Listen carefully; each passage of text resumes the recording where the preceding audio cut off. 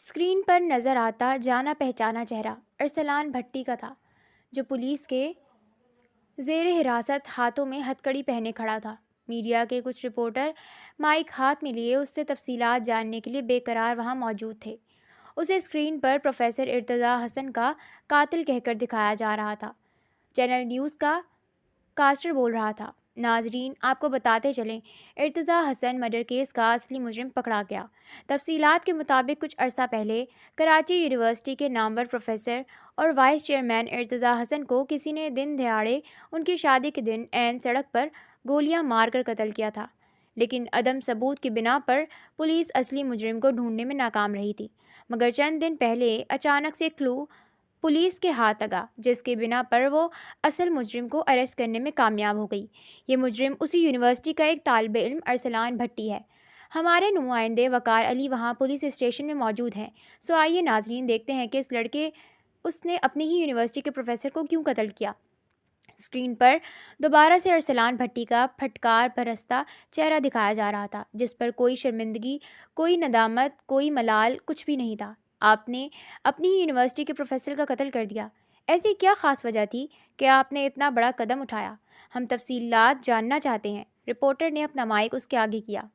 وہ ایک انتہائی سخت گیر، سڑیل مزاج اور مغرور پروفیسر تھا۔ چھوٹی چھوٹی باتوں پر اسٹوڈنٹس کی انسلٹ کرتا، انہیں اپنی کلاس سے نکال دیتا تھا، اسائنمنٹ میں جان بوجھ کر اسٹوڈنٹس کو نمبر کم دیتا، کئی بار مجھے بے عزت کیا۔ پھر کچھ عرصہ قبل یونیورسٹی گراؤنڈ میں ایک لڑکی کے ساتھ بات کرنے پر اس نے مجھ پر ہاتھ اٹھایا اور یونیورسٹی سے نکلوایا۔ نہ صرف یونیورسٹی سے نکلوایا بلکہ پولیس کے حوالے بھی کیا۔ اس کی وجہ سے میرا مستقبل برباد ہو گیا، میں دوبارہ کہیں ایڈمیشن نہ لے سکا، پڑھائی چھوٹ گئی میری۔ شدید نفرت ہو گئی تھی مجھے اس پروفیسر سے۔ انتقام کا لاوا پک رہا تھا میرے اندر، جیسے ہی موقع ملا میں نے لے لیا انتقام۔ وہ مطمئن انداز میں کہہ رہا تھا، جیسے نہ اپنے کیے پر پچھتاوا ہو اور نہ سزا کا خوف۔ آپ کہہ رہے ہیں کہ انہوں نے ایک لڑکی کی وجہ سے آپ پر ہاتھ اٹھایا، یونیورسٹی سے نکلوایا، پولیس کے حوالے کیا۔ اس کی کیا وجہ تھی؟ آپ نے اس لڑکی کو چھیڑا تھا یا وہ لڑکی ان کی رشتہ دار تھی؟ رپورٹر نے دوسرا سوال کیا۔ نہیں، ایسی کوئی بات نہیں، اصل میں پروفیسر کا اس لڑکی کے ساتھ چکر تھا۔ وہ ایک کریکٹر لیس انسان تھا، اپنے آفس میں اس لڑکی کو بلاتا تھا اور اس کے ساتھ رنگ رلیاں مناتا، شرافت کا نقاب چڑھایا ہوا تھا خود پر، اور اس سے آگے فاطمہ کی سننے کی ہمت نہیں ہوئی۔ اس نے فوراً نیچے گرا ریموٹ اٹھا کر ٹی وی آف کیا۔ میں نے کہا تھا نا، بنا ثبوت کے کسی پر الزام لگانا ٹھیک نہیں۔ اسی وقت اس نے اپنے پیچھے رحمت بوا کی آواز سنی تو گردن گھما کر دیکھا۔ وہ کب سے وہاں کھڑی تھی، وہ جان نہیں سکی، تاہم جو کچھ ٹی وی پر اس نے دیکھا اور سنا تھا وہ بھی دیکھ اور سن چکی تھی۔ فاطمہ کے پاس کہنے کو کچھ نہیں تھا، وہ گمسم بیٹھی تھی۔ رحمت بوا اور بھی کچھ کہہ رہی تھی مگر فاطمہ نہیں سن رہی تھی۔ اس کے ذہن میں تو اس شخص کے خلاف ٹی وی پر کہی گئی اپنی باتیں گونج رہی تھی۔ بے جان ہوتے قدموں سے وہ اپنے بیڈ روم میں آئی اور بیڈ پر لیٹ گئی۔ ماتھے پر پسینے کی ننھی ننھی بوندیں نمودار ہو گئی تھیں، بدن میں ہلکا ہلکا لرزہ طاری تھا، رنگ لٹھے کی مانند سفید ہو گیا تھا۔ بمشکل ہاتھ بڑھا کر اس نے سائڈ ٹیبل پر رکھے جگ سے پانی گلاس میں اڈیلا اور ایک ہی سانس میں خالی کر دیا۔ پانی پی کر کچھ حواس بحال ہوئے۔ دونوں ہاتھ ماتھے پر رکھے وہ بے حد پریشان بیٹھی تھی۔ وہ کسے ارتضیٰ کا قاتل سمجھتی رہی اور نکلا کون؟ یا میرے خدایا، ارسلان بھٹی کو میں کیوں فراموش کر گئی؟ اس کی طرف میرا دھیان کیوں نہیں گیا تھا؟ وہ اپنی عقل پر ماتم کر رہی تھی۔ سوچ سوچ کر اس کا دماغ سن ہو رہا تھا، اور ارتضیٰ اسے ارسلان بھٹی نے مارا، اس کی وجہ سے۔ اگر راحل خان مارتا تو بھی وجہ وہی بنتی، یعنی دونوں صورتوں میں اس کی جان جانے کی وجہ فاطمہ عبد الرحمن ہی بن رہی تھی۔ اس سے محبت کرنے کی سزا پا گیا تھا۔ وہ نیک سیرت انسان جو بظاہر تو سخت مزاج لگتا تھا، لیکن اندر سے محبتوں سے گندھا ایک بے حد نرم خود انسان تھا۔ اس کی سخت پسندی دراصل اس کی اصول پسندی تھی، جن پر کمپرومائز کرنا اسے پسند نہیں تھا۔ اور ارسلان بھٹی جیسے نالائق اسٹوڈنٹس جو جامعہ میں پڑھنے نہیں بلکہ ٹائم پاس کرنے آتے تھے، ان کا ایسے اصول پسند اساتذہ سے خار کھانا لازمی بات تھی۔ اس کے ذہن میں ارسلان بھٹی کی رپورٹر کو کہی بات گونجی۔ وہ ایک کریکٹر لیس انسان تھا، اپنے آفس میں اس لڑکی کو بلا کر رنگ رلیاں مناتا تھا۔ اس کا دل اذیت سے پھٹنے لگا۔ نہ جانے لوگ کیوں اتنے سنگ دل ہوتے ہیں، جو مرے ہوئے شریف لوگوں پر تہمت لگاتے ہوئے بھی اللہ سے نہیں ڈرتے۔ دونوں ہاتھوں سے اپنے سر کو جکڑے سسکنے لگی، اذیت آنکھوں کے راستے بہنے لگی۔ ارتضیٰ حسن کی یاد کسی گہرے زخم کی طرح اس کے دل میں جگہ بنا چکی تھی۔ وہ ایک بار پھر نئے سرے سے ارتضیٰ حسن کی موت پر رو رہی تھی۔ اتنا روئی کہ روتی چلی گئی۔ نہ جانے کتنا وقت وہ دھاڑے مار مار کر روتی رہی۔ لاؤنج میں بیٹھی بوا اس کے رونے کی آواز سنتی رہی، مگر وہ چپ کروانے نہیں آئی، کیونکہ انہیں پتہ تھا اس کا دل بھر گیا تھا۔ وہ چاہتی تھی ایک بار اچھی طرح رو کر وہ ساری اذیت بہا دے۔ وہ دل پر پتھر رکھ کے سنتی رہی۔ کتنا وقت بیت گیا، اس کے رونے کی آوازیں سسکیوں میں بدل کر مدھم ترین ہوتی گئیں، اور پھر بالکل خاموشی چھا گئی۔ انہوں نے دبے قدموں جا کر دیکھا تو وہ روتے روتے آڑے ترچھے انداز میں لیٹی سو چکی تھی۔ گال بے تحاشا سرخ ہو چکے تھے، جن پر چمکتی نمی صاف نظر آ رہی تھی۔ تمہاری طبیعت تو ٹھیک ہے بیٹا؟ کچھ بخار تو نہیں؟ اس کے ستے ہوئے چہرے اور سرخ آنکھوں کو دیکھ کر بوا نے تشویش سے استفسار کرتے ہوئے اس کی پیشانی کو چھوا۔ جی، ان سے نظریں چراتے وہ کمبل ہٹا کر اٹھ بیٹھی۔ اچھا، منہ ہاتھ دھو کر جلدی سے آ جاؤ، میں ناشتہ لگا رہی ہوں تمہارے لیے۔ رحمت بوا نے محبت سے اس کی پیشانی چومتے ہوئے اٹھنے کا اشارہ کیا۔ وہ سر ہلاتے ہوئے سلیپر پاؤں میں ڈال کر واش روم کی طرف بڑھ گئی۔ 5 منٹ بعد وہ منہ ہاتھ دھو کر ڈائننگ ٹیبل پر آ بیٹھی، جو لاؤنج کے ہی ایک کونے میں رکھی ہوئی تھی۔ رحمت بوا نے چائے کا کپ اس کے سامنے رکھا تو وہ مگ اٹھا کر خاموشی سے سپ لینے لگی۔ رحمت بوا اس کے سامنے والی کرسی پر بیٹھی چائے پیتے ہوئے اس کے چہرے کا جائزہ لیتی رہیں۔ وہ بہت الجھی ہوئی لگ رہی تھی، کسی بہت گہری سوچ میں گم۔ کچھ دن پہلے وہ آیا تھا۔ اچانک چائے پیتے ہوئے انہوں نے بات کا آغاز کیا۔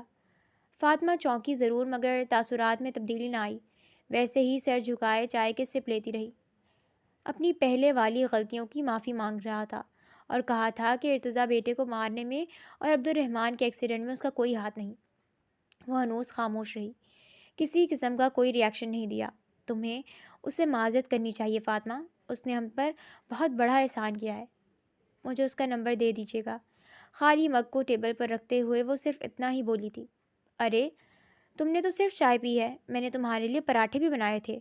اس نے اپنے پیچھے رحمت بوا کی آواز سنی، مگر بنا کوئی جواب دیے اپنے کمرے میں آ گئی۔ یہ اس کا فون نمبر ہے۔ کچھ دیر بعد رحمت بوا ہاتھ میں کارڈ پکڑے اندر آئیں اور اس کی طرف بڑھاتے ہوئے بولی۔ فاطمہ نے چپ چاپ لے لیا۔ رحمت بوا باہر نکل گئیں تو اس نے اپنا موبائل اٹھایا۔ اس کی انگلیاں کارڈ پر لکھے نمبر کو فون کے ٹچ پیڈ پر ڈائل کر رہی تھی۔ جب بیل جا رہی تھی تو دوسری بیل پر ہی اس نے کال کاٹ دی تھی۔ ہمت نہیں ہوئی تھی کال پہ بات کرنے کی۔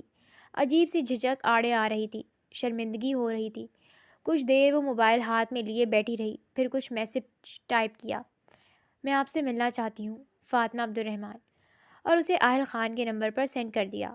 اگرچہ فوری جواب ملنے کی امید نہیں تھی، پھر بھی کتنی دیر وہ موبائل ہاتھ میں لیے بیٹھی رہی۔ امیر اور مصروف لوگ عموماً لیٹ جواب دیتے ہیں، سو صبح کے کیے گئے میسج کا جواب اسے دوپہر 2 بجے موصول ہوا۔ کہاں؟ آپ کے گھر آنا ہے؟ اس نے بھی جوابی میسج کیا تھا۔ نہیں، باہر کہیں، فاطمہ نے فوراً لکھا۔ اوکے، ایڈریس سینڈ کر رہا ہوں، آج شام 4 بجے پہنچ جائیے گا، کیونکہ شام 7 بجے کی فلائٹ سے مجھے کینیڈا جانا ہے۔ پورے 4 بجے وہ اس کے بتائے گئے ایڈریس پر پہنچ گئی۔ یہ کوئی کیبن تھا جو سمندر کنارے واقع تھا۔ سامنے ہی گلاس وال سے لہریں بکھیرتا سمندر نظر آ رہا تھا۔ بہت ہی خوبصورت نظارہ تھا۔ وہ ٹیکسی کر کے وہاں پہنچی تھی۔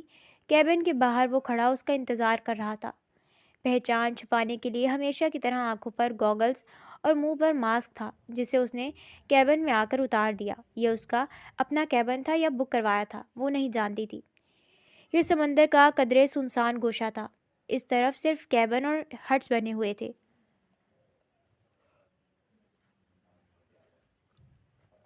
ساحل پر گھومنے والے لوگ اس طرف کا رخ نہیں کرتے تھے، سو خاص پرسکون جگہ تھی۔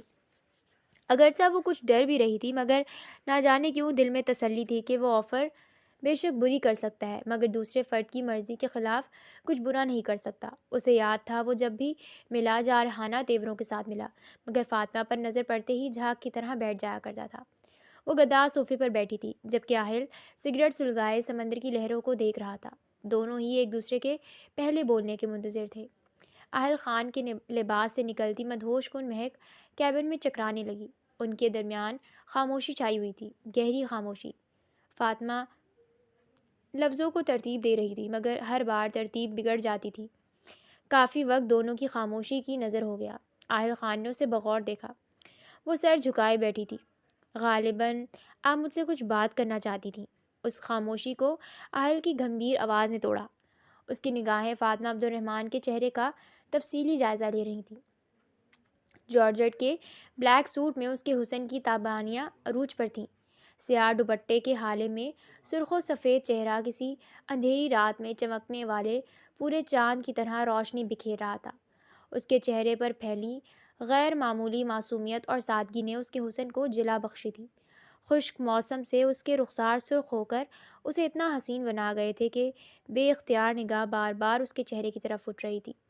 اس کی نگاہیں جھکی ہوئی تھیں اور وہ بڑی بے چینی سے اپنے ہاتھوں کی انگلیاں مروڑ رہی تھی۔ وہ کیا سوچ رہی تھی یہ بات وہ اچھی طرح جانتا تھا۔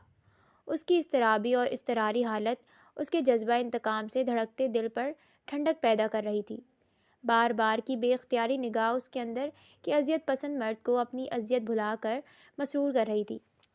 ہمیشہ ہی ایسا ہوتا تھا۔ اس پر غصہ ہونے کے باوجود اسے دیکھتے ہی یا تو وہ بالکل ٹھنڈا پڑ جاتا تھا یا اپنا طوفانی غصہ کنٹرول کر لیتا تھا، جسے وہ کسی اور کے لیے کبھی کنٹرول نہیں کر پایا تھا، مگر اس لڑکی کے سامنے جیسے بے بس ہو جایا کرتا تھا۔ حالانکہ اس لڑکی نے اس کی شہرت کو کم نقصان نہیں پہنچایا تھا، مگر پھر بھی اس کے اندر شاید ایک اچھا انسان چھپا ہوا تھا جو وہ خندہ پیشانی سے یہ سب برداشت کر گیا تھا۔ وہ اب اس کے چہرے سے نظریں ہٹا کر اس کے ہاتھوں کو دیکھنے لگا جو ٹیبل پر رکھے ہوئے تھے۔ سرخ و سفید دلکش نازک سے ہاتھ۔ وہ جھکی نگاہوں کے باوجود بھی اس کی نظروں کی تپش خود پر محسوس کر کے نروس ہونے لگی۔ وہ اسے دیکھتا اس کے بولنے کا منتظر تھا۔ وہ اس سے گریزاں دکھائی دے رہی تھی، اس کی جانب دیکھ بھی نہیں رہی تھی۔ آہل اس کی کیفیت سمجھ رہا تھا۔ وہ شرمندہ دکھائی دے رہی تھی۔ فاطمہ نے ذرا سی نظریں اٹھا کر اس کی طرف دیکھا، پھر فوراً جھکا لیں۔ کتنا عجیب لگ رہا تھا اسے اس ٹائم، حالانکہ کئی بار وہ اس کی آنکھوں میں آنکھیں ڈال کر اسے بری طریقے سے بے عزت کر چکی تھی، جبکہ اب اس کی طرف نظریں اٹھا کر دیکھنے کی ہمت بھی نہیں ہو رہی تھی۔ ایکچولی میں شرمندہ ہوں اپنے سابقہ رویے پر، اپنی غلطیوں پر۔ مجھے ایسا نہیں کرنا چاہیے تھا۔ بغیر کسی تصدیق کے میں نے آپ کو بلیم کیا۔ پلیز مجھے معاف کر دیں۔ وہ سر جھکائے شرمندہ سے لہجے میں کہہ رہی تھی۔ اچھا، اور آپ کے اس جذبے کا کیا ہوگا؟ مجھ سے انتقام لینے کا جذبہ؟ وہ نہ چاہتے ہوئے بھی طنز کر گیا۔ میں نے کہا نا، وہ سب میری بیوقوفی تھی جس پر مجھے بہت پچھتاوا ہے، اس لیے آپ سے معذرت کر رہی ہوں، اور میرا یقین کریں میں جھوٹ نہیں بول رہی۔ اب کی بار وہ اس کی طرف دیکھتے ہوئے بولی، یہ اچانک سے آپ کو اپنی غلطیوں کا احساس کیسے ہو گیا؟ حالانکہ آپ تو مجھ سے سخت متنفر تھیں۔ میں نے ایک آفر کیا کر دیا، آپ نے تو مجھے اتنا برا آدمی سمجھ لیا کہ قتل جیسا سنگین الزام لگا دیا مجھ پہ۔ خیر کوئی بات نہیں، سارا قصور آپ کا نہیں ہے۔ پہلے مجھ سے غلطیاں ہوئیں، میری وجہ سے آپ کو بھی بہت تکلیف پہنچی، ذہنی کرب اور اذیت سے گزری ہوں گی۔ یقین کریں مجھے بھی اپنی غلطیوں پر افسوس ہے۔ میں نے کوشش بھی کی تھی کہ آپ کا دل اپنی طرف سے صاف کر سکوں، اپنی غلطیوں کا ازالہ کر سکوں، مگر کامیاب نہیں ہو پایا، اس نے خاصی سنجیدگی سے کہا، جبکہ لہجہ افسوس لیے ہوئے تھا۔ تو آپ نے مجھے معاف کر دیا؟ فاطمہ نے خشک ہونٹوں پر زبان پھیرتے ہوئے آہستگی سے کہا، آپ کا دل میری طرف سے صاف ہو گیا، یہی کافی ہے میرے لیے، لیکن اگر آپ کو مجھ سے معافی چاہیے تو وہ ایک شرط پر ملے گی۔ وہ اچانک سے شوخ انداز میں بولا۔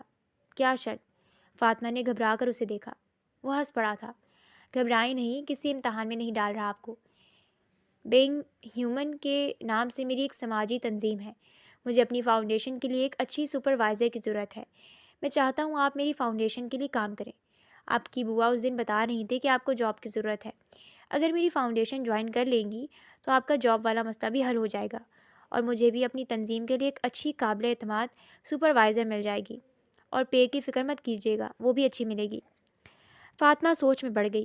فوری انکار یا اقرار کرنا اچھا نہیں لگا۔ وہ اس کا گریز بھانپ گیا تھا، تبھی اس کی طرف دیکھ ملائمت سے مسکرایا اور کہا، آپ اچھی طرح سوچ کر جواب دے دیجیے گا۔ اگر انکار کرنا چاہیں گی تو بھی مجھے کوئی اعتراض نہیں ہوگا، اگر ہاں کریں گی تو آپ کو کھلے دل سے ویلکم کروں گا۔ اگر آپ میری فاؤنڈیشن سے متعلق انفارمیشن لینا چاہیں گی تو آپ کو گوگل سے بآسانی مل جائے گی۔ ٹھیک ہے، فاطمہ نے مدھم لہجے میں کہتے ہوئے اسبات میں سر لہرایا۔ اوکے، کیا لیں گی آپ؟ Cold drink, lemon juice, orange juice یا کافی؟ نہیں، کچھ بھی نہیں، اب میں چلتی ہوں۔ وہ نفی میں سر ہلاتے ہوئے اٹھ کھڑی ہوئی۔ ایسے کیسے جا سکتی ہیں آپ بنا کچھ کھائے پیے؟ اسے اٹھتے دیکھ کر وہ فوراً بولا، نو تھینکس پلیز۔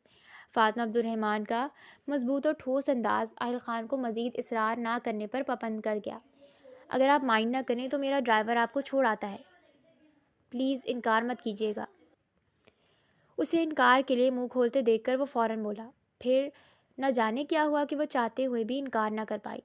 شاید اپنے رویے کا گلٹ تھا، جس کی وجہ سے وہ اس بار اس کے خلوص کو ٹھکرا نہ پائی۔ آہل کا ڈرائیور اسے بلڈنگ کے باہر اتار کر چلا گیا۔ سیڑھیاں چڑھ کر وہ چوتھی منزل پر واقع اپنے فلیٹ میں آئی۔ کیا ہوا؟ معذرت قبول کر لی اس نے؟ رحمت بوا نے دروازہ کھولتے ہی پوچھا۔ جی، وہ اسبات میں سر ہلا کر انہیں مزید کسی سوال کا موقع دیے بغیر اپنے روم میں آ گئی۔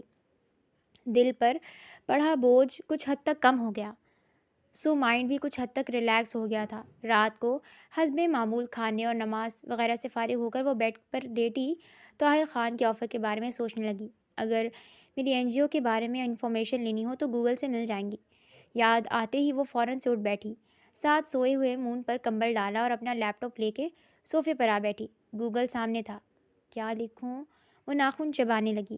او یس، آہل خان بینگ ہیومن فاؤنڈیشن۔ اس نے لکھ کر جیسے ہی سرچ کیا، اگلے ہی لمحے تمام معلومات سامنے تھیں۔ بینگ ہیومن فاؤنڈیشن کے بانی آہل سکندر خان ایک وسیع القلب انسان ہے۔ ایسے صرف اس لیے نہیں کہ وہ ایک NGO چلا رہے ہیں، بلکہ وہ کسی بھی اداس چہرے پر مسکراہٹ لانے کا کوئی موقع ہاتھ سے جانے نہیں دیتے۔ لوگوں نے خود اپنی آنکھوں سے انہیں کچی آبادیوں میں بچوں کے ساتھ تہوار مناتے اور غریب خاندانوں کی مدد کرتے دیکھا ہے۔ ان کی تنظیم بینگ ہیومن ملک بھر میں بچوں کو زیور تعلیم سے آراستہ کرنے کے لیے کام کر رہی ہے، جبکہ صنعتی ورکرز اور مالی طور پر غیر مستحکم لوگوں کو طبی امداد بھی فراہم کرتی ہے۔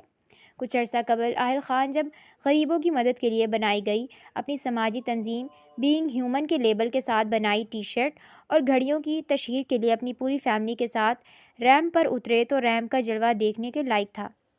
ان کی تنظیم کینسر کے مریضوں اور پیدائشی طور پر دل کی بیماری میں مبتلا غریب بچوں کا مفت علاج بھی کرواتی ہے۔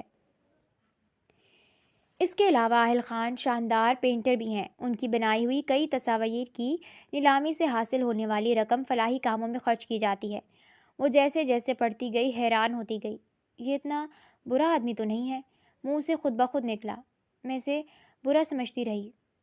مکمل طور پر برا انسان نہیں ہے، اچھائیاں بھی موجود ہیں اس میں تو۔ پہلی بار وہ اہل خان کے بارے میں پازیٹیو سوچ رہی تھی۔ پہلی بار اسے احساس ہو رہا تھا کسی کا ایک نیگیٹو پہلو دیکھ کر اسے مکمل نیگیٹو انسان سمجھ لینا ٹھیک نہیں ہوتا۔ اسے بابا کی بات یاد آ گئی جو ایک بار انہوں نے کہی تھی کہ اس دنیا میں کوئی انسان بھی پرفیکٹ نہیں ہے سوائے ہمارے پیارے نبی صلی اللہ علیہ وآلہ وسلم کے۔ ہر انسان میں خامیاں خوبیاں دونوں پائی جاتی ہیں، کوئی بھی مکمل برا یا مکمل اچھا نہیں ہوتا۔ پھر اس نے یہ کیوں سوچا کہ اس شخص میں صرف اور صرف خامیاں ہوں گی؟ اسے انتہائی برا انسان سمجھتی رہی۔ خامیاں تو اس میں بھی تھیں، جذباتی تھی، غصے کی تیز تھی، اور بھی کئی تھیں جن کے بارے میں اسے پہلی بار خیال آ رہا تھا۔ پھر کیوں کسی کی شخصیت کا ایک نیگیٹو پہلو دیکھ کر اس نے اس کی پوری شخصیت کو ہی نیگیٹو قرار دے دیا؟ وجیح چہرے اور روشن شخصیت والے شخص کے کردار کو وہ مکمل سیاہ اور بدنما سمجھتی رہی۔ اس کا ضمیر اسے کچوکے لگا رہا تھا، ملامت کر رہا تھا۔ اچھی طرح سوچ لینے اور رحمت بوا کے مشورے کے بعد اس نے اہل خان کو NGO جوائن کرنے کی رضامندی دے دی۔ وہ شوٹ کے سلسلے میں انگلینڈ گیا ہوا تھا۔ فاطمہ کو گائیڈ کرنے کی ذمہ داری اس نے اپنی NGO کی ڈائریکٹر فرح کو سونپی تھی۔ بینگ ہیومن فاؤنڈیشن کا آفس ایک وسیع و عریض بلڈنگ پر مشتمل تھا جو اہل خان کی ذاتی ملکیت تھی۔ NGO کی شاخیں پورے ملک میں پھیلی ہوئی تھیں۔ اس میں کام کرنے والے تقریباً 10,000 کہ وہ اپنا کام صحیح طریقے سے سر انجام دے رہے ہیں یا نہیں۔ اس کے علاوہ ڈائریکٹر فرح کے ساتھ کبھی کبھار وہ کسی ہسپتال کا وزٹ بھی کر لیتی تھی جہاں وہ مریض زیر علاج ہوتے جن کے علاج کا خرچ NGO اٹھا رہی ہوتی تھی۔ اہل سے اس کی ملاقات تنظیم جوائن کرنے کے 15 دن بعد ہوئی جب وہ شوٹ کمپلیٹ کر کے واپس پاکستان آیا۔ رسمی سی حال چال پوچھ کر وہ آفس سے چلا گیا تھا۔ حالات بھی اب معمول پر آنے لگے تھے۔ اس کے پک اینڈ ڈراپ کی ذمہ داری بھی فاؤنڈیشن نے لی ہوئی تھی۔ اگرچہ فاطمہ نے یہ سروس لینے سے انکار کرنا چاہا تھا، مگر ان کا کہنا تھا کہ ہم اپنے امپلائیز کو یہ سہولت بھی دیتے ہیں۔ اب یہ اور بات تھی، اپنے علاوہ اس نے کسی اور امپلائی کو اس سہولت سے مستفید ہوتے نہیں دیکھا تھا۔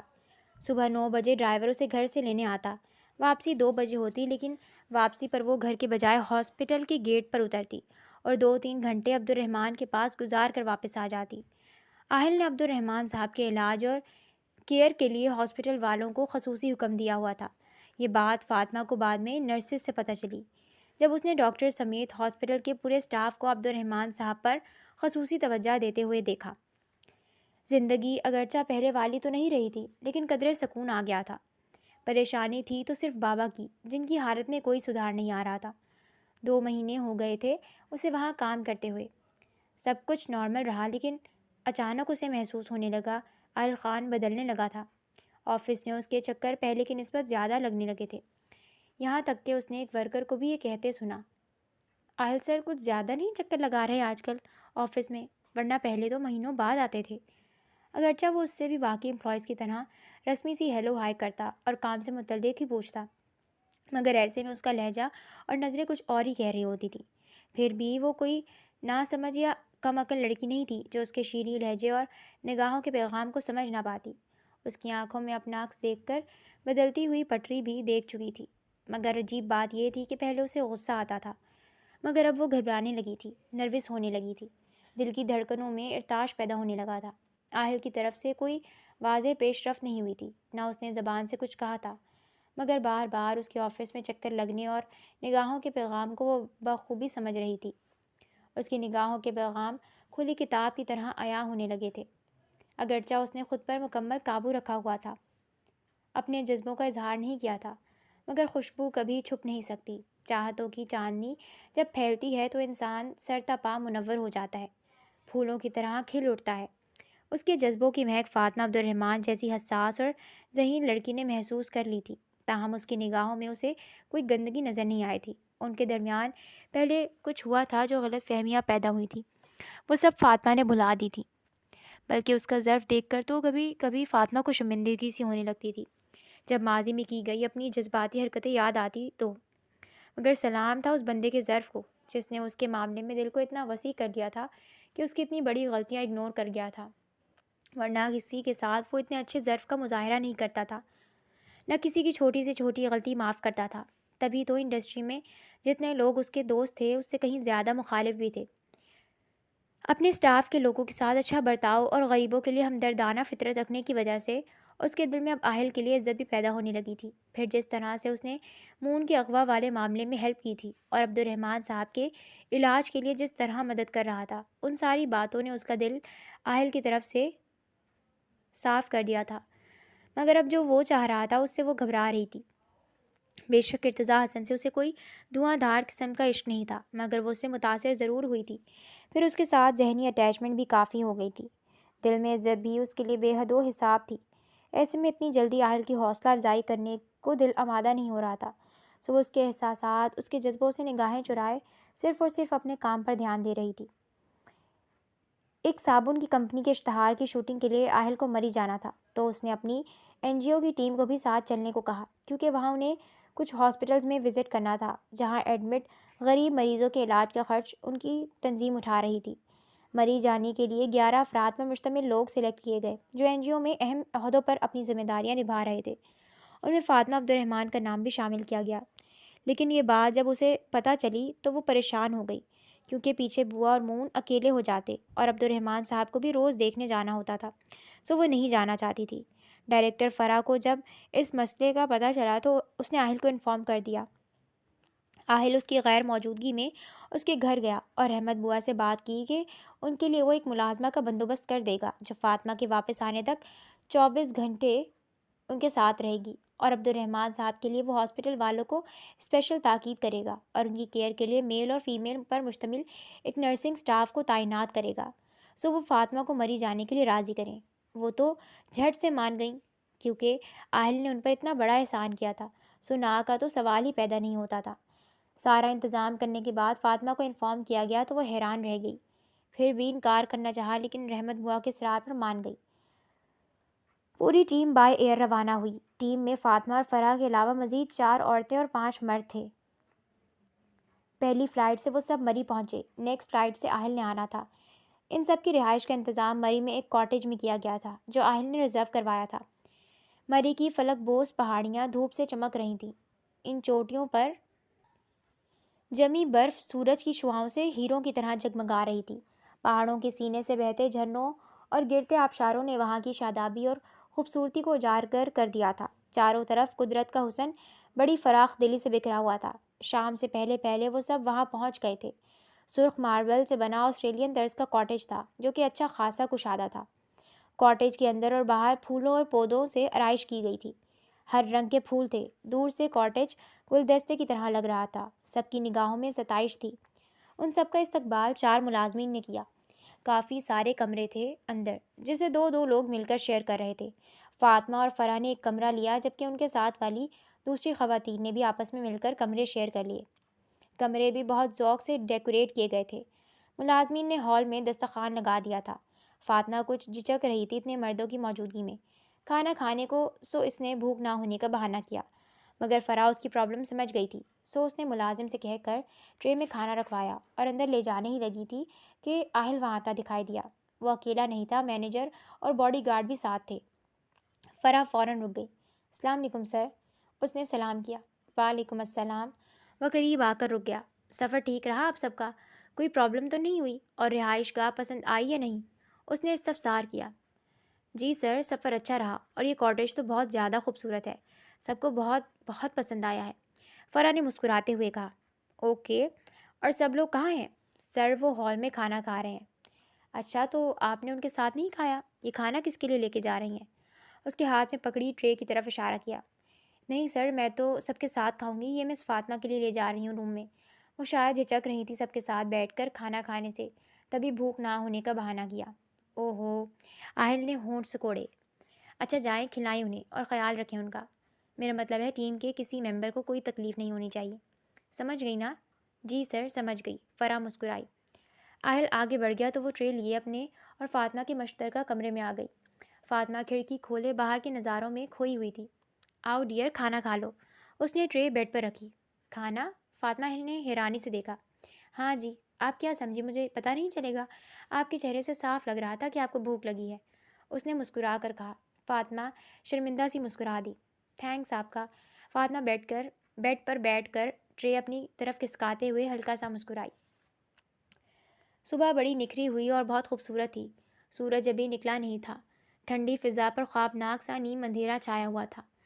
سیب، آلوچے، خوبانی درختوں سے ٹوٹ کر گھاس پر بکھرے ہوئے تھے۔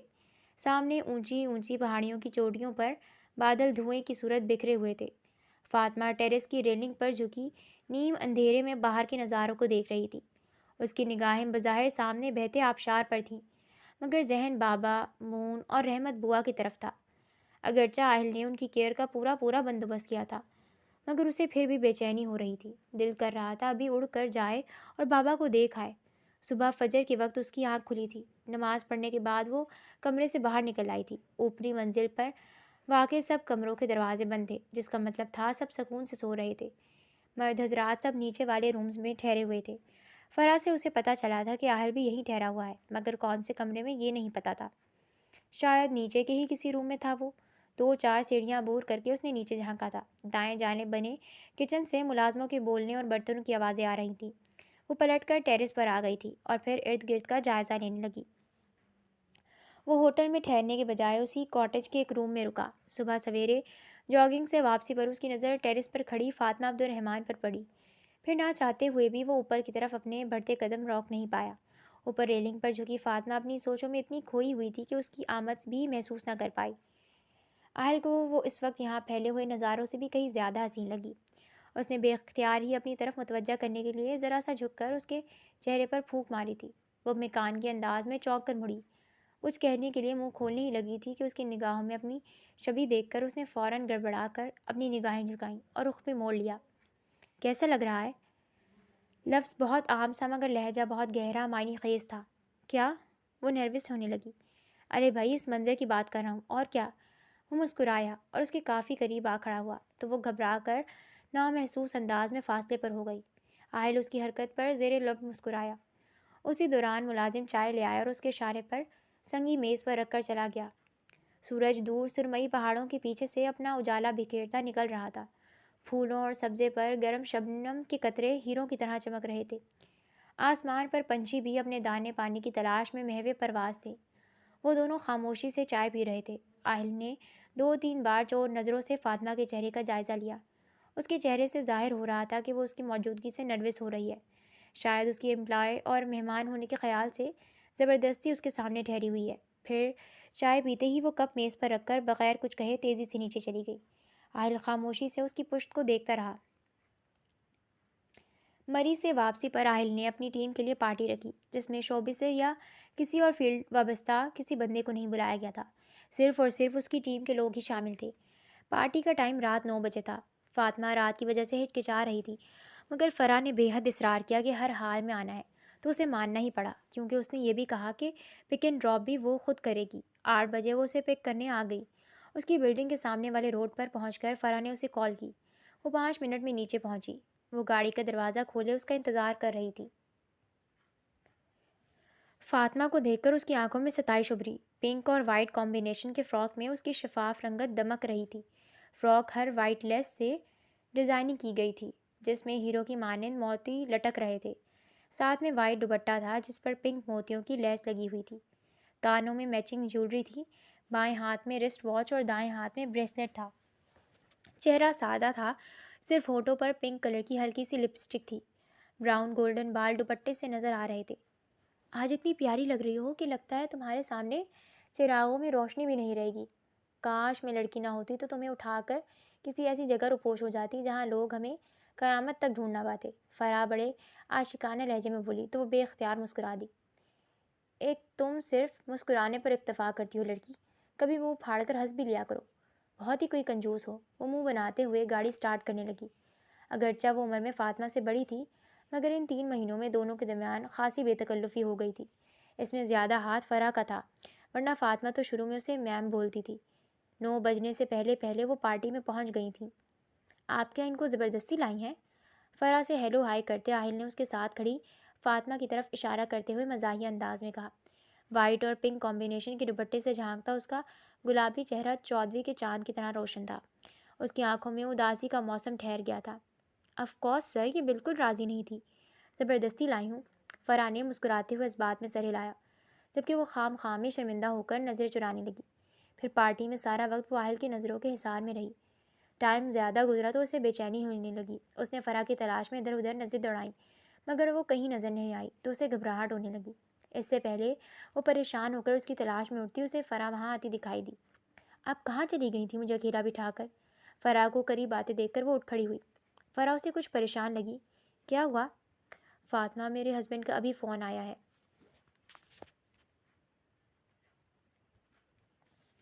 میری بیٹی کو سیڑھیوں سے گر کر چوٹ لگ گئی ہے، اسے ہاسپٹل لے کر گئے ہیں۔ مجھے بھی ابھی نکلنا ہے۔ تمہارے گھر کا راستہ مخالف سمت پڑتا ہے، تو آئی ایم سوری میں تمہیں ڈراپ نہیں کر سکوں گی، بٹ ڈونٹ وری، میں نے آہل سر سے کہہ دیا ہے، وہ تمہیں ڈرائیور کے ساتھ بھجوا دیں گے۔ جلدی جلدی بولتے ہوئے وہ اس سے گلے مل کر فوراً وہاں سے چلی گئی، جبکہ فاطمہ پیچھے صدمے سے دیکھتی رہ گئی۔ رات کو اکیلے کسی مرد کے ساتھ جانے کے خیال نے اسے سراسیما کر دیا تھا۔ بے تحاشا پریشان ہوتی وہیں کرسی پر ٹک گئی۔ پارٹی میں موجود لوگ آہستہ آہستہ کر کے واپسی کے لیے جانے لگے تھے۔ دوپٹے کو خود کے گرد مضبوطی سے لپیٹے وہ پریشان نظروں سے ادھر ادھر آتے جاتے لوگوں کو دیکھ رہی تھی کہ اسی وقت ایک ملازم نے اس سے آ کر کہا، آئیے میم، آپ کا باہر گاڑی میں ویٹ کیا جا رہا ہے۔ وہ پرس سنبھالتے ہوئے اس کی رہنمائی میں باہر نکل آئی۔ دل دھڑک رہا تھا۔ 12 بجنے والے تھے۔ رات کے اس پہر کسی انجان شخص کے ساتھ جانے کے خیال سے وہ خوف زدہ ہو رہی تھی، مگر مجبوری تھی، کوئی چارہ بھی نہیں تھا۔ اسے رہ رہ کے خود پر افسوس آ رہا تھا کہ اس نے فرح کی بات کیوں مانی۔ ملازم کی تقلید میں وہ پارکنگ میں کھڑی گاڑی کی طرف آئی۔